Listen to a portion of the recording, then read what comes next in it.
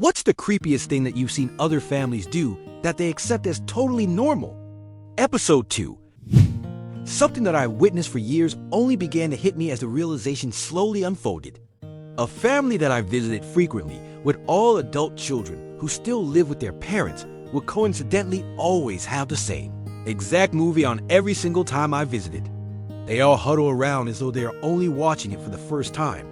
Once, when I actually stayed over for a longer duration. When the movie finally ended, the TV was finally turned off only to be turned on again, and the play button was then pressed for the same movie. I finally realized that this movie is watched multiple times a day, every single day. Almost like a ritual, and all the members of the family react the same way to the same scene repeatedly, as if they have never seen it before. Edit. For all those asking what movie, it was called Just Ask My Children. I went to this guy's house once after school. I wasn't friends with him, but we were assigned to a project together. We'll call him Gary. Anyways, we were working on this project when he excused himself to use the restroom. 15 minutes later, he returned. A little while later, I decided to use the restroom while he was making snacks. I walked into the bathroom and behold, before my eyes, floating like a manatee through the brown estuaries of Florida, was the result of Gary's earlier bathroom excursion. I shrugged it off. I mean, we all forget at least once, right? Flushed for him, took a leak, flushed again, and went to work on the project. Gary's mom gets home from work a couple hours later. She nods to us and says hello politely before heading towards the back of the house. A few seconds later, she returns to the kitchen where we were working and screams, "Where is it?" I jump and am confused, so I shoot a "what the fuck" look to Gary. Gary muttered, "It wasn't me. It was thick as Macosta." His mom glared at me, huffed, and walked out. Gary later explained that every day after school, he would take a dump and was required to leave it in the toilet so his mom could check it. He wasn't even sick or anything. She just wanted to check it to make sure he was healthy or something. I never went back to Gary's house. Edit. We were 16/17 at the time. I failed to realize this makes it all the weirder. Edit 2. Wow, thanks for the gold. I would have never guessed it would be for a post about Gary's shit inspector. Mon. Edit 3. Grammar. Edit 4. I don't know if Gary had German ancestry, but as far as I could tell, his parents were typical Midwestern parents. Apart from the shit inspecting, I went on vacation with my buddy when we were kids. They weren't religious, but before every meal, they would all say the same chant about being a better person and trying your best. It was really creepy because they would all say it in the same monotone voice. It turned out the mom was just tired of everyone eating before she got to the table, so she made up the tradition. I think this is hilarious. I can almost picture her laughing inside as they reluctantly monotone their way through their little chant. That'll teach the little fuckers to wait for me. I had a close childhood friend whose mom insisted that we treat their dogs like people. Whenever I went round there, I had to greet these 2 Cocker Spaniels, say goodbye to them when I left, say, "Excuse me," if I walked past one of the dogs in the hallways. Stuff like that. Sometimes we'd be eating dinner and having a conversation, and the mom would try to include the dogs by asking their opinions, and we'd all sit there in silence like idiots until she decided they had enough time to reply, which they never did. Being dogs, there was other stuff with those dogs, but I don't really want to relive it right now. Not the weirdest thing ever, but weird enough. I'm not sure if this is creepy or just flat out disgusting. When I was about 14 or 15, I would go over to this girl's house. I am also female, and we would hang out blah blah blah. One day she came out of her parents' room with something in her mouth. At first I didn't realize what it was, but once she sat back down on the couch, I saw that it was a fucking vibrator. In her mouth. On. I kind of flipped shit and asked her what the hell she was doing. She said her gums hurt, so she was massaging them. The bad, sad, disgusting, weird thing was that she didn't even know it was a vibrator. She found it in her parents' room one day and thought it was for your teeth gums. On top of that, her parents knew she used it for that purpose because they walked in and talked to her while she had it in her mouth. I didn't go back. An old friend's mom was completely paranoid that Al-Qaeda would storm the small British town they lived in. Her solution? Have a massive bomb shelter built under their house. Not the weird part though. about 5 times a year. She would spend literally thousands and thousands of pounds on groceries to stock the shelter with. By this, I mean she would genuinely buy out the whole supermarket. It would take her about 20 trips over a week. Not just canned food, but perishables. 2.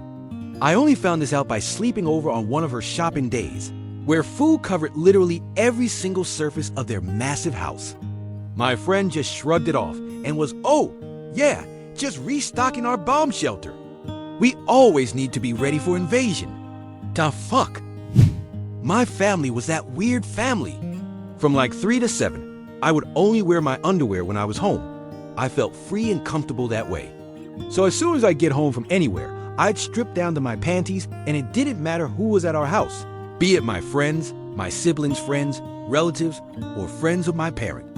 My family acted like it was completely normal. I'm sure people thought we were weird as hell. Thinking eating ketchup packets for a snack was normal. Fucking gross. And they would feed their middle school children baby food, and they love that shit. Apple sauce is basically baby food. We had a family friend whose dad would take cuddling and kissing with his 2 daughters to another level. Like they're both in college now, and they still sit on his lap, cuddle up and kiss him all over, cheeks, neck, lip pecks, etc., all in public. It's not the first time I saw something like this, but it's probably the worst case. When we were in high school, my best friend's dad did some seriously creep stuff. When we were 13, he gave her a large diamond engagement ring and told her she was forbidden to get married until she found a man who could buy her a nicer one. What the hell?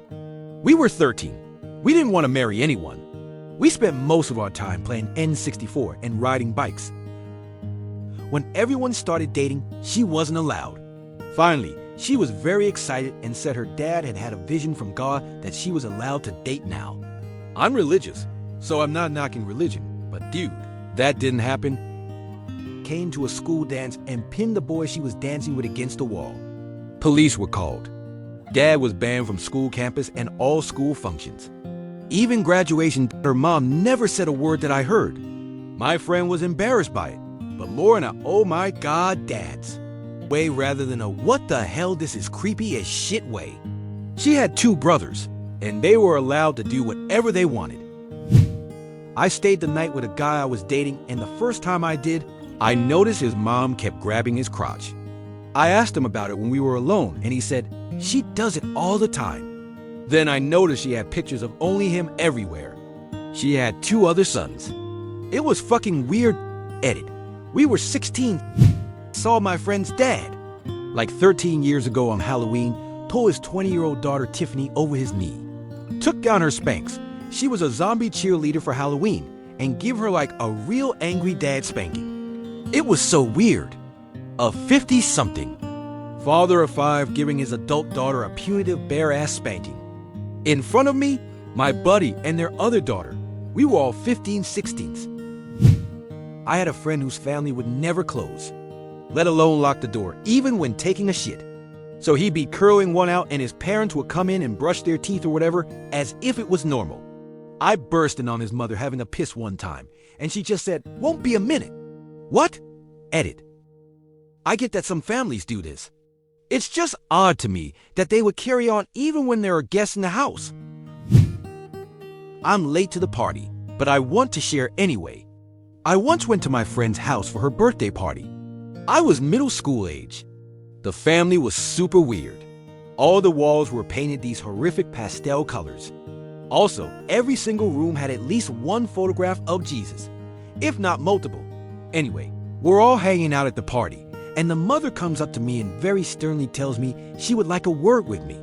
First, she was mad at me because we do not swear in this house. Okay, but I said, geez. Second, we do not frown in this house. But not frowning. If you weren't constantly smiling, you were in trouble. Jokes on those weirdos. Because my parents bought that house several years later. We didn't even realize it until after the fact. We curse and frown all the live long day. Fuck you, Mrs. Shepherd. I had a classmate from 6th through 8th grade who had a childhood that I view as terrible. She's really successful now and just graduated law school, and everything that she posts on Facebook seems to indicate a happy, full and interesting life. But geez Louise, was it weird to see her family mistreat her back in the day. I barely know where to start, but her mom was absolutely determined to make her this weird sort of Victorian prim and proper lady. One day, she came in with bruises on her arms, and she told everyone it was from volleyball practice. But I didn't buy it. She asked me to dance with her at the school dance a few months later, and I just flat out asked her what happened to her arm that day. I think she wouldn't have told me at all had she not been flustered by my direct way of asking. But she told me she forgot her math book at school, and her mother knocked her around a bit. She once told me she got grounded for a month because she had written the name of the cute guy of our class, and her mother found it when she had gone through her notebooks. Her and I were choir kids, and the only ones in the school who took voice lessons. So when we went to ISSMA, we sang level 1 songs at the local high school, and I ran into her mother screaming at her in the hallway. Apparently, during her piano solo, she hit a wrong note and got a second place ribbon instead of first place, which meant she couldn't go on to the next level of the competition. I tried to comfort her, but she wouldn't listen to me and would only congratulate me that I had gotten a first place on my vocal solo. The crazy thing is that she has 3 siblings, 1 older and 2 younger, and they're all the most down-to-earth people you could ever meet. I asked her younger sister what was up with all these crazy expectations for my classmate, like being required to be fluent in French by 5th grade and taking ballerina classes 3 times a week. But her face just went ashy and said, "We don't talk about that." She was the sweetest girl ever, and I was convinced at the time that she didn't know how to say anything mean against anyone. I think about her all the time. Not other family, but still. One day my parents decided I'm big enough to start coming back home from school on my own. But apparently, I wasn't old enough to get my own set of keys. I used to spend 1 to 2 hours every day sitting on a doormat, waiting for my sister to come back from school and let me in. I was often really hungry and peed my pants at least 5 times. I was around 10 at the time. Our neighbors, who saw me there every day, said nothing. Wonder if it was creepy for them. Oh, and we were a middle-class family.